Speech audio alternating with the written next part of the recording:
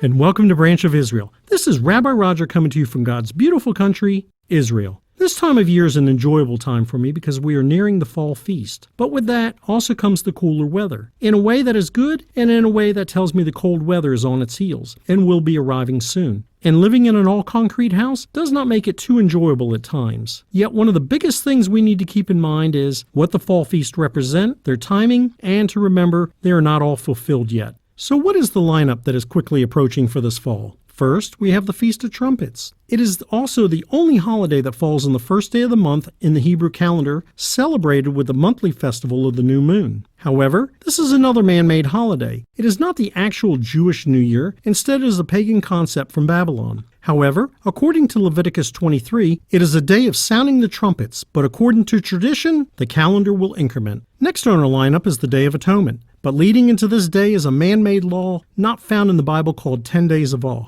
The religious follow the laws of man rather than the heart of God and feel they only need to repent and ask people to forgive them during these 10 days. So if they offended someone, why do they have to wait 10 months to do it? I thought we should walk in a forgiving heart all the time. The last feast in our lineup is one of my more favorite ones with the Feast of Tabernacles, or as we call them, Sukkah huts. It's a cooler time of year. Our rainy season is either about to start or has started by this time of year.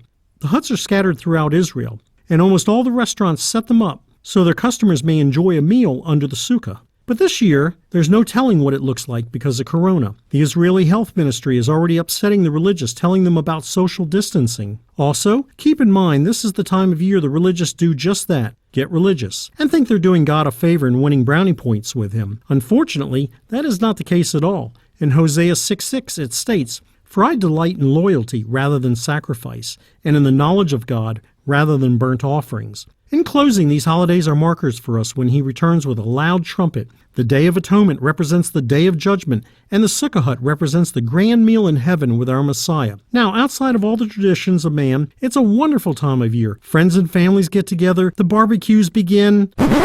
Oh, that's right, we can't get together, I forgot. Now what do I do with all the fixings, the meats, the drinks, the plates, the cups, the silverware, the table covers? What am I gonna do? I need to call everyone and cancel the plans, have them stay at their homes, tell them to keep their mask on, or I could invite the neighborhood cats over for a grand feast. After all, in Israel, they are a protected animal. For more teachings and information, visit branchofisrael.com. Again, this is Rabbi Roger coming to you from Israel. Thank you so much for listening. Lehitraot, goodbye, or see you again.